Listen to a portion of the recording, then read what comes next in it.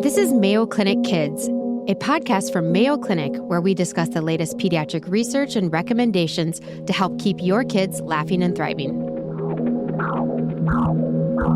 I'm Dr. Angela Matkey, a pediatrician with Mayo Clinic in Rochester, Minnesota. This episode, Cleft Lip and Palate.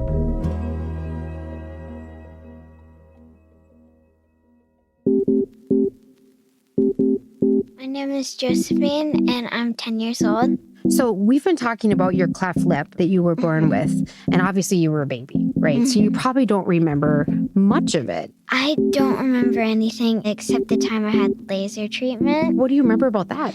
It hurt a lot. Okay. Maybe we'll cut that. Just kidding. You just heard me talking to Josie Dr. She loves to paint and play outside. She's a big fan of dragons. And she happens to have been born with a cleft lip. As hundreds of thousands of babies are born each day, it's no surprise each one is unique.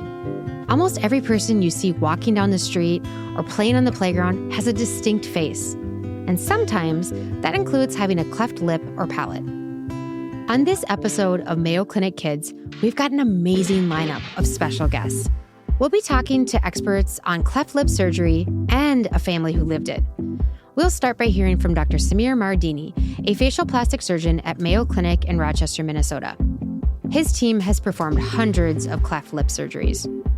Later, we'll also meet with Josie, along with her parents Alicia and J.R, who will share their experience with Josie's cleft lip.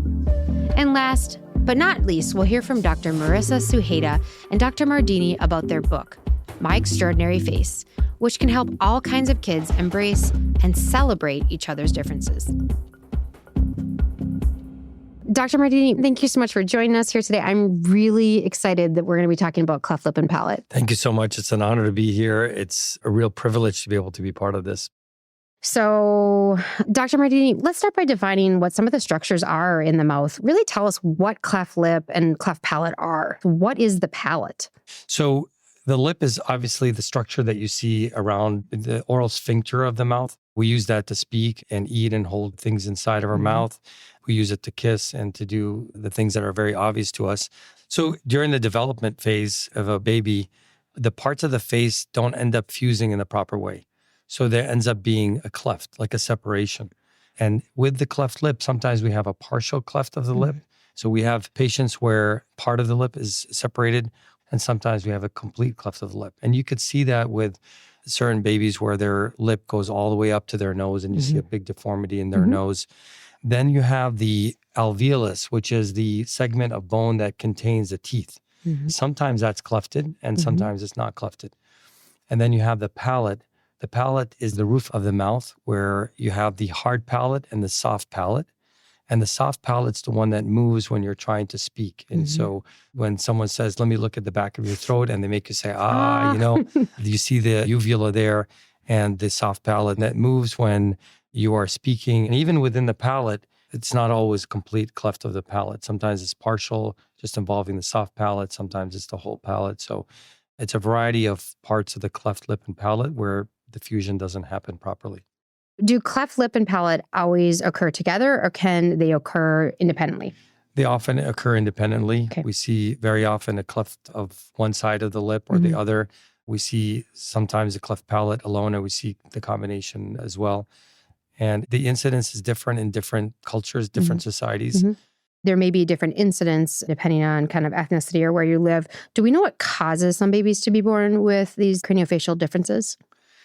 Often it's just a random occurrence, and sometimes it's genetic. So in families that have a cleft lip, they are more likely to have a cleft lip or a cleft palate. And many times the mothers feel like they've done something wrong or they could have done something different to avoid having a cleft lip. And that's very rarely the case. As a mother, even who has a child who has complex medical history, even I, as a pediatrician, needed to hear it wasn't my fault. Absolutely. So. I mean, what we've seen is mothers are the most caring and invested people in their children's lives from day one. It's very rare that a mother does anything that affects their children negatively. But because of the love and the passion and the human nature, there's guilt there. And it is important to understand that the mothers have not done anything wrong to create or cause that. So What would happen if you chose not to treat or could not treat either cleft lip or cleft lip and palate? So interestingly, we see that often when we go on our trips to other countries to help children with cleft lip and palate that don't have the resources to get it done or they live in the middle of nowhere. So with the cleft lip, it obviously affects the look of things. Yeah. It could affect feeding. It definitely affects speech. There are many letters that require your lips to come together well. It's quite a deformity for children that are left without. We've seen 20-year-olds, they live and breathe this issue that they have. It also affects the nose quite a bit because as they grow, also the structures seem to separate more and the nasal deformity. So it could affect breathing. A lot of secretions coming through the nose from the way the airflow is. And then the palate, the major issue with palate is feeding. So when they're eating, it's going into their nose. Food and liquid are going to the nose. And speech. Their speech is very hard to understand. So really, if cleft lip and palate patients are not treated, they do struggle, both functionally and aesthetically. How is the diagnosis typically made? Is it something that occurs prenatally, or is it something that people are going to recognize right away in the delivery room? So interestingly, I've been in the field for over 25 years now, and I've seen a change over the years in how this is diagnosed. Very often, many years ago, you would see it when the baby's born. But now with the tools that we have with prenatal ultrasound, the resolution is so good. We can see cleft lip really well. We can see cleft palate very often, not as well as a lip. So most of the diagnosis now is happening beforehand. Once cleft is identified, what are the typical treatment options and timing of them? So many of the families know about their cleft lip or palate in utero. So when they get the ultrasound, they'll find out. And at that time, they start to learn about things and we start to talk about the timing of different surgeries and procedures. So typically when a baby's born with a cleft lip and palate, we find ways to allow them to feed. So we have time. We often start the nasal alveolar molding soon after birth. What that is lining up the segments of the alveolus so that eventually you get them close enough so that you can get the surgery done properly and also you can get the shaping of the nose with the nasal alveolar molding process. So we do the cleft lip surgery as early as possible because it's a very obvious difference. But we also don't want to do it when they're young enough to have a little bit of risk of anesthesia. That usually ends up being around 3 to 4 months. That's when we do the cleft lip surgery. And then the babies that have a cleft palate, you want to wait as long as possible so that there is not injury to the tissues of the palate that could eventually cause issues with growth. But if you wait too long, then their speech is affected. So that's usually about 9 months to 1 year when the cleft palate surgery is performed. At about 2 to 3 years of age, you start to hear them speak and you can do a formal evaluation of their speech. If they have nasal emission from the closure of the soft palate not being adequate, then you may have to have a revision surgery at that time. That's about 10 to 15% of patients. Is that the end of treatment, or do you follow up with patients as they get older? We follow the patients yearly, and around the time that they're going to school, if they need a touch-up of their lip, like they have a little bit of a notch or their nose is a little bit asymmetric, we can do a surgery at that point. It's not a must. We follow, of course, and we wait till about 9 to 11 years of age when the bony segment needs to be repaired. If the patient has that, that's when we do the bone grafting. And then we follow the patients over the years, and occasionally patients around the age of teenage years, as they're getting closer to completion of growth, they may need jaw surgery. And then some patients at the end, around 17 or 18 years of age, are interested in doing a rhinoplasty, fixing the shape of their nose. That's something that we do sometimes. So with these different types of cleft lip and palate, there's probably differences in maybe severity of consequences that might come down the road in regards to repair and maybe other things like language and speech. Is there any other concerns with delaying surgery? They could have issues with their ears. They could have nasal issues with like a lot of airflow in the nose, causing constant secretions and discomfort. And as you mentioned, the speech, but feeding. I mean, when your palate is open and you're trying to take liquid or food, it's terrible. And especially if you're trying to eat with other people, it becomes a big challenge. So maybe when they're really young, they may not care. But as they get older, it's a big deal. And the aesthetics of things, although we try to, talk about function, but imagine you're 20 years old and your lip is completely split open. It's very different experience. Very different experience.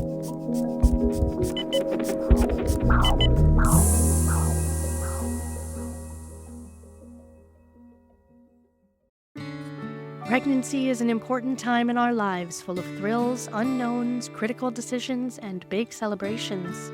You don't have to navigate any of those moments alone. In the book, you'll get the latest expertise from Mayo Clinic specialists, month-by-month chapters, milestones to watch for, and key steps in your prenatal care. Get your copy of Mayo Clinic Guide to a Healthy Pregnancy today at mcpress.mayoclinic.org and use code KIDS for 10% off your order. That's KIDS for 10% off your order.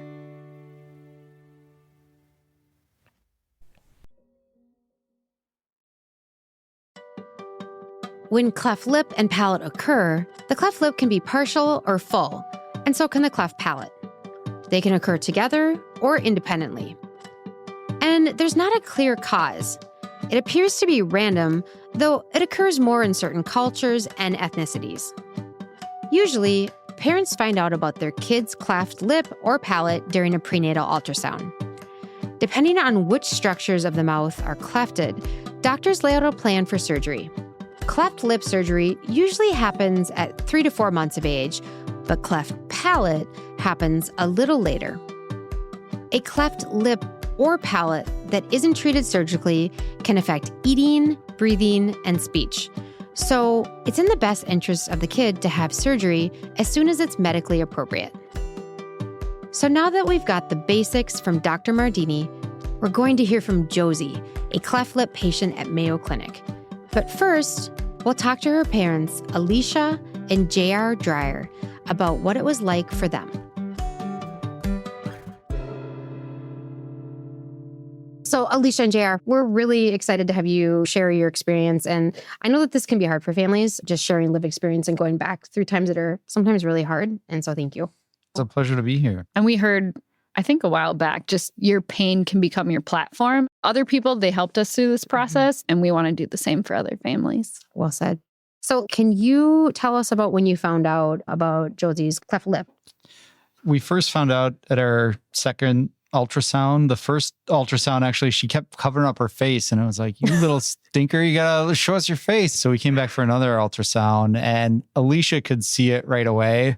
So right away, I could see a dark line on the ultrasound, so I knew it. And the ultrasound tech's demeanor changed, and she got quiet. She left the room, and I said to JR, she has a cleft. And he's like, how can you tell? I'm like, I could see it. It's right there. There was a dark line on her face. And they came back and brought a doctor and confirmed that she did have a cleft. I don't really remember what happened after that, but I just knew I wanted to get out of the hospital as soon as possible. And then I broke down in the car, bawled. It was a dark place because, I mean, here we're trying to figure out how to be parents, but then also try to figure out, okay, what do we need to do next? And we had no idea. And the next thing you start doing is Googling pictures of clefts and things like that. And then your mind just starts running wild. Luckily, or randomly, an old coworker of mine, her sister had just had a baby with a cleft lip, and it popped into my head. Like, I just saw a newborn baby's picture of a cleft on Facebook. So I reached out to her and said, I know your sister just had a baby. I found out my daughter has a cleft lip. And I didn't really know what I wanted out of that text, but she was the only person I knew that was somehow related to this. And so within, I don't know, a half hour, she called me, and they were actually on their way to visit Mardini for a checkup. And I could feel her hug through the phone. She just welcomed me with open arms, and she kind of talked me through, it's scary. I know how you're feeling, but not only is it going to be okay, like, we grew to love Eloise's cleft. We just think it's beautiful. We did all the research on the surgeons. We can help you through this. And it just really felt like a godsend. It was exactly what we needed in that moment to know, okay, there's someone that can help us through this. And so we got the list of referrals from her, and we did go to see a doctor in the Twin Cities. And he was just very confident and said, I do the best, I do the most, I'm the quickest. And it didn't feel right. And so then we decided to come down to Mayo, and we met with Mardini's team. And I remember right away they said, the surgery can take sometimes an hour, sometimes it can take 3 hours. It really depends. He's a perfectionist. He wants to make sure he gets it right. And I was like, That's who you want. that's what I want. All right. I don't want the person that does the most, the Yeah. fastest. I Yeah. want the person that's going to take the time to do it right. So that was really reassuring. And then I just remember he had recently had a baby girl and he was showing us pictures on his cell phone of his daughter. And it just was like, okay, this is somebody that's caring and this feels like the right next step. And so we didn't know if she would have a cleft palate or not. So we just kind of spent the rest of my pregnancy getting set up for when she was born. And I just remember after she was born, they took her away. She needed some oxygen and just kind of that waiting, like I didn't know if she had a cleft palate or not. And then somebody said across the room, she doesn't have a cleft palate. I just cried because I was so relieved. We just knew it would make the journey a lot easier because she wouldn't have as many complications. So Josie only had cleft lip and not cleft palate. It sounds like you were really able to plug into resources and the right people to help answer the questions you needed. But were there things during that journey that maybe you wish you would have had, or things you were really thankful for that you did find out? I think Google is overwhelming. So maybe using Google to find community. Yeah. Because I think the number one thing was finding parents that had been through it. I think one of the most reassuring things that I had was Lindsay telling me that they loved her cleft. And that kind of really changed our whole perception on the situation, is that she was like beautifully and wonderfully made.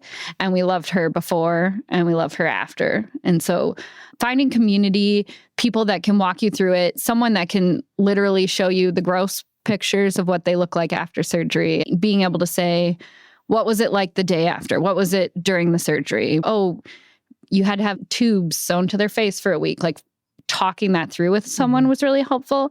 And then I think shopping around with doctors, like in the past, I probably would have gone just, okay, you said to go see this surgeon. Well, they weren't even a specialist in cleft and they didn't use the NOM device. And the NOM device really set her up for success. It allowed her to not need a bone graft later. Her nose is beautiful. She has teeth. And that's all because we went to Mayo and tried a new technology. I don't know. And what's the NOM device, Dr. Mardini? So this is the nasoalveolar molding. Oh, Our great. Okay. orthodontist put it on the palate. It's a molding device, kind of like, Invisalign and things like that. So this gets put on very, very early on. And that also has an extension that goes to the nose. So it's molding the nose and molding the alveolar segments at the same time. Because when the bony segments are not attached, they separate quite a bit. And if you bring them close to each other, you have a lot more ability to manipulate the tissues during surgery at 3 months of age. And you have the potential to avoid a bone graft if you can get the segments close enough. And Josie's actually one of the people that avoided a bone graft altogether. I'm curious. Does the NOM, does that help with feeding? Does that help with, with anything? No. Would it make it worse? So you were supposed to take it out every time you feed your baby, but you use like denture cream to keep this retainer in. And then there was a nose piece that went up. And then we had rubber bands on a knob that were actually taped to her face because she didn't have teeth to attach it to. So every time she needed to feed, you had to take all of that off. You had to clean off the denture cream and then feed her. When you have a baby that's cluster feeding, it's a lot of work on and off, on and off.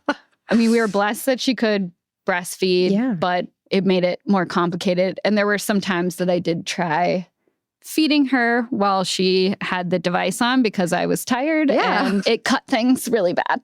Oh, no. Sorry. No. But it sounds like a big investment up front, but a huge down the road potential to decrease complications and surgeries. With these surgeries, you're talking about millimeters of difference making a huge difference. So whatever we can do, any tool that we have that could be helpful in any way, I think it's worth doing. It's cumbersome, but I haven't met one parent yet that hasn't said, I'll do whatever it takes to have the optimal And you growth for my did baby. do it. That sounds like you did like superhuman efforts over there to feed her. We came once a week for 10 weeks. So we would drive an hour and a half to 2 hours down to Mayo, get a half-hour appointment and drive back to the cities. But again, it was completely worth it. Yeah. Was she at least a good baby in the car? No, she was terrible. She hated car rides. It was totally worth it. You could see it in the pictures. The noses that had used NOM devices, they aren't flat. Like they are beautiful shape. So I'm excited to hear from Josie now about her experience with cleft lip. Josie, you had a difference that is beautiful. Is this something that you've ever shared with any of your friends? I don't just randomly bring it up, but when they get somewhere close to it, I talk about it. Mm-hmm. But I have a picture on my school Wi-Fi case of me when I was a baby. Yeah. And when they see that, I talk about it. So when you tell people about it, what do you tell them? I tell them I had a cleft lip and that's really... And if they said, what is a cleft lip? I tell them I had no gum in one part of my lip and my nose was flat. Mm-hmm. And how does it make you feel to know that you've got to have all these really cool and different medical experiences and things like that? I feel really proud of them, and I love that I'm unique in my own way. That's awesome. Isn't it, Dr. Mardini? This is the most amazing family. And they ended up with an incredibly beautiful, talented, smart girl, Josie. And I've just gotten to know over the years. And some of the things that she's shared with me are things that have really just blown my mind. I asked her, people ask you about your lip. She says, sometimes people ask me about my lip. But she says, sometimes they don't ask me. And when I see people suffering either from being teased or bullied or picked on for anything, I go up to them and I share my story. And over the years, she's developed a passion for supporting the effort of cleft lip and palate patients. So she's raised money. What have you raised money for and how have you done it? A few years ago, I did lemonade stands for Smile Network. And last year and this year, I've been making drawings and selling them. She's on a mission to help Smile Network International. We go on cleft lip and palate trips with them. When she knew what this was all about, she joined a gala and she started realizing that she can make an impact. And that was the first time she kind of learned that other children have this and they don't have the resources that we have here. Mm-hmm. And so she came home and she was like, I want to help other kids. And she started raising money and putting in a little baggie. And she cares about other kids with clefts. And then it goes beyond to just people in general. I mean, when we were talking about going through all the struggles of everything and the pain that she had to go through, and I hope anybody listening to this can know that it's just not wasted. All of that pain can really turn into beauty. Something that I wanted to make sure was that she would grow up knowing we didn't think, oh, there was something wrong with you, you fixed it, now you're better. But that we actually found beauty in her face and her story. And so something I'm so happy we did and would recommend anyone who has a child with a cleft lip is we had a photographer come and take pictures of our family and take pictures of her as a baby before her surgery. And then we could show her. So it wasn't like, okay, you turned 5 years old. We're going to tell you had this experience when you were a baby. But we had to go through surgery because we want to make sure she's going to have teeth and can speak well and eat well. But she grew up seeing pictures of her as a baby around the house, proudly displayed, because we thought she was beautiful then and we think she's beautiful now. And I think that really instilled in her that this was something unique about her and something special. And I just loved when she would come home from school with pieces of paper that said, I'm special because I had a cleft. We gave Mardini a copy of one she drew. It's I'm thankful for my surgeon because he did surgery on my cleft. Oh, I'm sure you kept that. How old was she the first time she had surgery? She's 3 months old. Do you guys remember preparing for that first surgery? Yeah, I mean, I remember the night before staying at the hotel, just thinking and praying is there any way we can not have her go through this pain? I did take a lot of solace in the fact that, okay, she's 3 months old. She's going to grow up and be 10 years old one day and not remember it. And Josie, correct me if I'm wrong. Do you remember anything going through it? Nope. What about after the surgery and recovery? I think as much as I knew what to expect, seeing your baby in stitches, suffering to breathe because she had a little cold and she just had a nose job. So there was a lot of mucus and they kept having to suction it out. And when they'd suction it, it would bump her face and she would scream and she just couldn't really nurse. I mean, it was probably the worst night of our life. But I do really appreciate, Mardini texted us in the hospital. He checked in on us. And by the next day, Josie was doing a lot better. And she was even trying to smile through her stitches. We have a picture of her, and I'll just always treasure it because she's like all bandaged up and she's got these armbands so she can't touch her face and she's smiling through stitches. Yeah. It still surprises me how resilient kids are. They are able to just continue to thrive and smile through it. Yeah. Is there anything else that surprised you either before surgery or after surgery that you've been sharing with other families? I think you can hear it, but it's hard to really internalize it that this is just a small part of your story. It feels like every day is so long and it's so scary. And now looking back with a 10-year-old who's amazing and beautiful and creative, like the first 3 months of her life were really hard, but it was only 3 months. Dr. Mardini, is there any tips or advice that you would give to parents and families? It's important to find the right team, because the team has all aspects of the care of a cleft patient covered. And there are many good teams around the country. At Mayo Clinic, we have an incredible cleft and craniofacial team comprised of speech therapists, psychologists, social work, orthodontist, oral surgeon. And we have our cleft lip and palate surgeons, Dr. Jibril, Dr. Kofer, Dr. Bite, and I. There isn't any aspect of the care of cleft lip and palate patients that we can't take care of properly.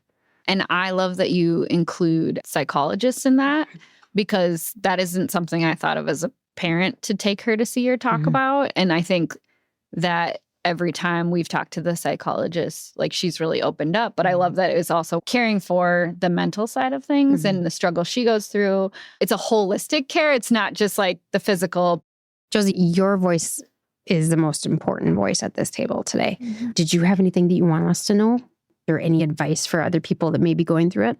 I just think you should be more proud of your cleft than try and hide it. Because, like, if you're proud of it, it doesn't really matter when people tease you. If you have a cleft, you can just say, yeah, I have a cleft. And there's nothing wrong with it. And yeah. Awesome. Well, thank you guys. Yeah, thank you. Awesome.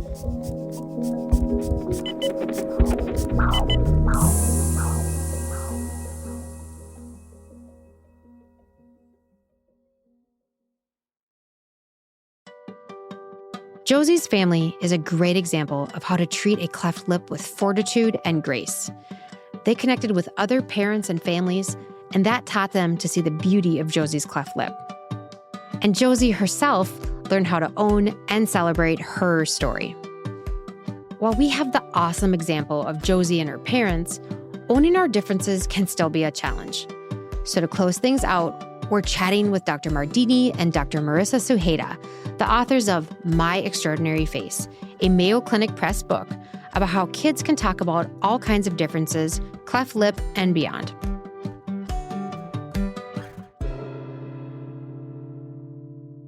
So, Marissa, how did you get involved with the book My Extraordinary Face? So this book was really born out of seeing different craniofacial patients within clinic, and then also anaplastologists who deal with creating the artificial prosthetic ears that a lot of these patients wear, recognizing a need that these patients had to learn evidence-based coping mechanisms. We found that in a lot of these families, the child's facial difference is accepted as it should be and is not really talked about within the family unit in those early years. And so a lot of times these children are first facing questions when they enter school, so preschool, kindergarten age. And that can be an uncomfortable situation for them. And we recognized a need to educate caregivers and families and really wanted to make this approachable and fun for families to gain these resources. And so we thought that a picture book was the perfect platform for this, and we're really excited about the outcome. You know, I think that there's even more of a role for children who don't have facial differences to read this book too. I think it's a really great resource for these families, but neither of my boys have facial differences, and they appreciated learning more and learning language and all the different aspects that have really thoughtfully been incorporated in this book. And a lot of the coping mechanism taught in this book, families have taught us a lot of those things. But then we did a lot of research into the psychology and evidence-based medicine on what is effective for helping children deal with differences. The coping mechanisms are things that are helpful for any kind of difference, or even in situations of teasing and bullying, just because every person is different. Not only facial appearance, but also everybody's characteristics and the way they behave is different.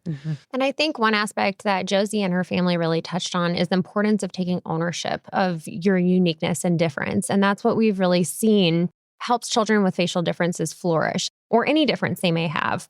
And that's something that we really emphasize. And we do this by addressing ways to enter school and how to address facial differences and possible misconceptions with teachers. And we also recommend that children actually take ownership by presenting about their facial difference to their class before the school year starts. So in that way, they are really owning their own narrative, as well as demonstrating that they have a lot of similar interests to other children. And their facial difference is only one of the many things that makes them unique. I think it's such a paradigm shift. When I was a child, I remember in school and even amongst families who had children with differences or complex medical histories or diagnoses, they were not talked about. It was not something that was okay to talk about. And I think it's very empowering to children and families now that that is not only recommended, but expected, right?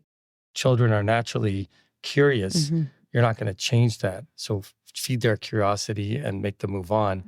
Tools like conversations about it from early on, developing even scripted comments about how to answer children that come to tease you about a particular situation. Some tools of distraction like, yes, my ears are big, but let's go play football. Or maybe my ears are big and I can hear you better. This is a family issue too, and it also affects siblings. And so siblings can also develop answers to questions they may face because they're often put into a situation where they want to fit in with their peers as well, but also face questions from them about their sibling. And so we wanted this to be accessible to an entire family.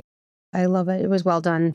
Thank you, everyone, for joining us today. It was a really wonderful discussion we had about cleft lip and palate and celebrating cleft lip and palate and the differences and the beauty of it. Thank you so much. It's a real privilege. It's a joy, and it's always fun hanging out with you. Yeah, it is.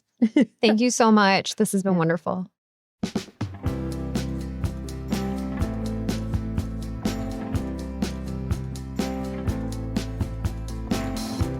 Understanding how to talk about differences goes beyond cleft lip and palate. Everyone has something that makes them unique, and that's worth celebrating. A big part of that starts at home, giving your kid unconditional love and teaching them that whatever makes them different is something to be proud of. And for kids with more visible differences, it's natural for other kids to ask questions, especially when they start school. Some tools that have helped kids are talking to teachers ahead of time, presenting to their class about their differences, and last but not least, confidence.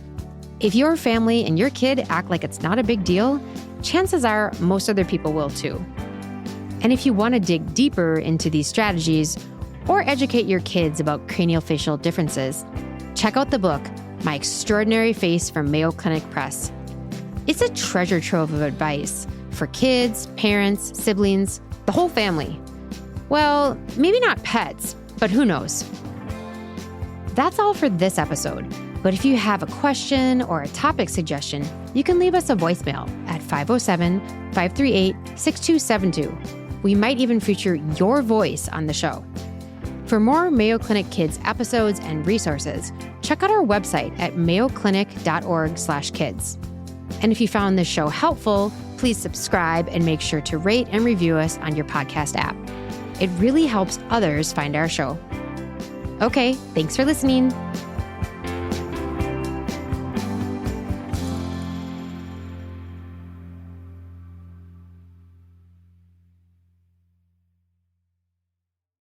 This podcast is for informational purposes only and should not be relied upon as medical or legal advice. Always consult with a qualified healthcare provider for any medical questions. The appearance of any guest does not imply an endorsement of them, their employer, or any entity they represent. The views and opinions are those of the speakers and do not necessarily reflect the views of Mayo Clinic. Reference to any product, service, or entity does not constitute an endorsement of or recommendation by Mayo Clinic.